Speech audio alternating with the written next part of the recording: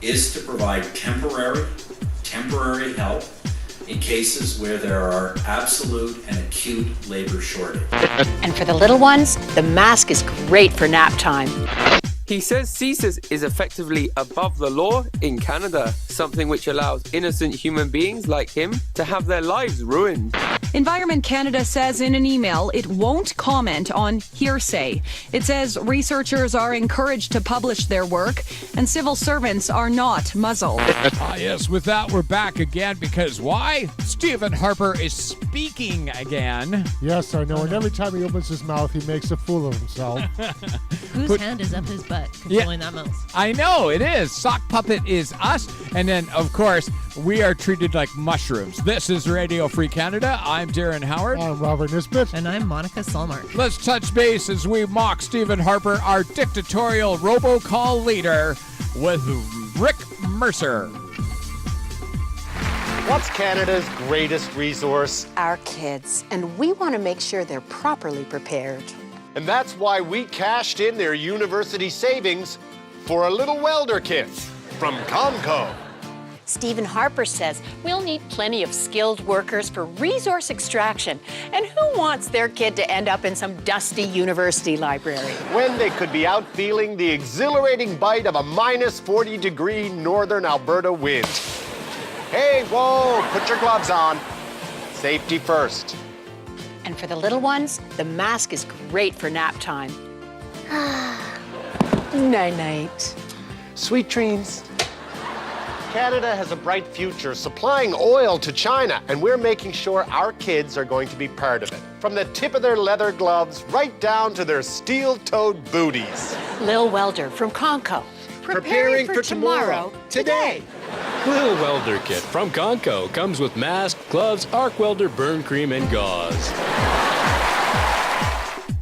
Oh man, preparing for tomorrow, today, the skills training program, Stephen Harper. Isn't that part of the economic action plan? Yes, to put advertisers to work each and every month telling us they're creating jobs. You know what's kind of funny? What's that? I went and got a white-collar degree. Did ya? Thinking I'd be making more money than if I went to the trade school. Yes. Turns out I was wrong. Yes. If I had just gone and got a welding job, Yeah. I could be really rich. But no, I'm trying to help people really love themselves more. Yeah, but you know, Curious. that's not what our entire economy is about. But isn't that more satisfying? Absolutely. Aren't you more rich emotionally? I love doing this with you guys instead of sitting in the minus 40 wind up in Alberta. I got you on that one. It is kind of cool hanging out here, but the weather is what it is where you are. So don't be jealous of us sitting here on the beach in Kelowna. And it's hot. Okay, let's mock Stephen Harper abjectly, jumping right in on the conservative nightmare with facts, figures, and scientific things that he just wants to ignore. You mean like our version of the NDAA? Yes. This is important stuff. So remember, while you got your welding mask on, flip the little view up and watch this, because this is Radio Free Canada. Selling US-Israeli wars against the Muslim world to ordinary Canadians has not always been easy, and so Canada's secret police have seemingly been deliberately brandishing certain Islamic men as potential threats to national security so as to manufacture a public perception of a terrorist threat. One such instance arose with Mohammed Majoub, who fled the political repression of Egypt's former dictatorship, only to wind up being abusively detained in Canada. Mr. Majoub's 12 years of incarceration in Canada stemmed from the issuance of a security certificate against him. In Canada, the government can slap a security certificate on anyone they vaguely label a threat to national security. Upon issuing the security certificate, the accused can be incarcerated without any charges being laid or even any evidence being produced. In effect, habeas corpus is suspended. Majoub says Canada's intelligence agency, CSIS, was exposed as having lied and having broken the law during his proceedings. He says CSIS is effectively above the law in Canada, something which allows innocent human beings like him to have their lives ruined, as CSIS desperately attempts to sustain the war on terror's mythology. Security certificates were rendered unconstitutional by Canada's Supreme Court in 2007. However, in response, the Harper government merely made minor adjustments to the legislation, meaning that such arrests, without open trials or publicly available evidence, are still able to take place in Canada. Joshua Blakeney, Press TV, Calgary. We're sitting here, and I'm in a state of shock. As you should be, because that could be any of us. Aren't you glad we're free? Yes. Okay, You know, everyone. We're subject to the rule of law. Yeah. Work, buy, consume, die. I am free. Yes. Okay, so that's our version of the NDAA. Exactly. And then it's our... Okay, so it got struck down by the Supreme Court. I remember when that went through and we all went, yay. Yeah. But it just like CISPA or all these internet spying bills, okay? They just bring it back.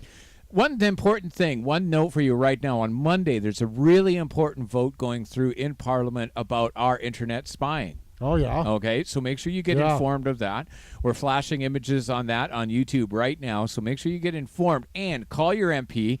Phone anonymous, wherever you can find them. Tell them about it. It's going through more internet spying. But I thought we were done with all this. Oh, no. They just have to change the rules a little bit and not tell anybody. I mean, it's something totally different. Oh, it's sort of like the action plan. Yes. Doesn't so that's actually the thing. do. Unless we actually know this is going on, how are we as people, the unity of community, going to adjust this and build solidarity? Which is what media is supposed to be about. Media is supposed to uncover the BS so that we're well-informed voters, and then we've got the CBC and Global.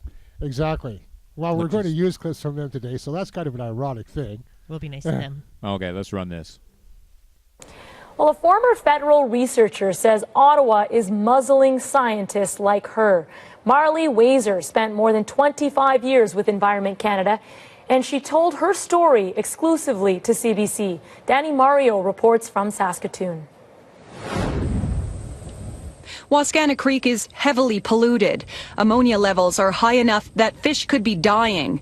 Now, CBC told you about the findings, but it was missing a key voice, the federal researcher who did the work. But it wasn't for a lack of trying. The lead researcher says she wanted to speak to us, but she was told by Environment Canada that she couldn't. One of the first things that they said after reading the 2 papers on Wascana Creek was they didn't want to upset the city of Regina. Marley Wazer asked for media training, but that never happened. She's retired now and wants to speak out about her findings and about what she calls the politicization of science in Canada. I was reticent to come forward for fear of losing my job or the repercussions. Environment Canada says in an email it won't comment on hearsay. It says researchers are encouraged to publish their work and civil servants are not muzzled. No science, no evidence. Last summer, protesters gathered in Ottawa to speak out against the so-called muzzling. Media handlers shadowed scientists at a conference in Montreal. Now, the country's information commissioner is investigating complaints of muzzling, focusing on 6 government departments. Wazer admits it's difficult for people to do, but she wants to see insiders pushing back. You know, this movement started that they would have a voice, and I know they want to have a voice. Wazer worked with Environment Canada for more than 25 years. She says most of those years were good, but Wazer says she worries that good science is going unnoticed because of government policies. Danny Mario, CBC News, Regina. Of course, we've got a science minister who won't admit that evolution is. Actually, he refuses to either confirm or deny. Evolution. Yeah. Okay. Or whether or not he believes in it. Uh-huh. There's probably not enough proof. Yeah, I mean, really, you got scientists saying it's a theory. Yes, I know, and you know they're working their climate science on what exactly? Yeah, on what? Faith-based. Oh, wait a second. Koch brothers. Faith-based studies. That's it. GOP. Remember, if you've got facts and figures, the Harper government is not interested in it. Poverty figures, they're preventing UN inspectors from coming in and inspecting Canada for poverty issues. These guys do not want to hear facts. And the jobs that we do have, they're trying to ship out. Did you see this? Yes, I have seen this clip. And I just want to mention, I got into internet marketing about 3 years ago, and I was advised to do the same thing to increase my business profits, which I refused to because I know it takes jobs away from people that are here. Okay. Well, Harper had to have something to say about it. Okay, check it out. Thanks for taking the question. We've heard a lot this week about temporary foreign workers. We have the RBC apology letter. We have a lot of data out of Alberta. We see tripling in the last decade in terms of the number of foreign workers. A lot of critics are concerned that maybe we have too many temporary foreign workers. Maybe Canadian wages are being kept artificially low. Maybe Canadians aren't getting these jobs when temporary foreign workers are. What do you respond to those comments? Well, I think as you know, we made it very clear in the budget we recently tabled that we are going to be bringing forward reforms to the temporary foreign worker program. We have been concerned about the growth.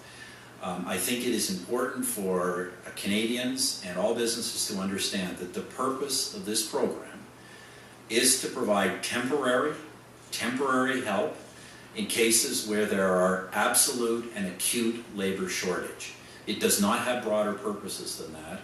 We have been concerned by the growth of the program. We are obviously concerned by some particular stories that have surfaced. I'm not going to comment on those, but I can tell you we have certainly have been looking into those and other cases like them, and we will be, in very short order, bringing forward a series of reforms that we have been developing to make sure this program is serving its purpose. The reality is, in this country, particularly in a province like this, there are occupations and there are circumstances where there is an absolute labor shortage, and certain employers need to find workers from outside the country. But this is not supposed to have a purpose beyond that, and we will make sure it is not used for purposes beyond that.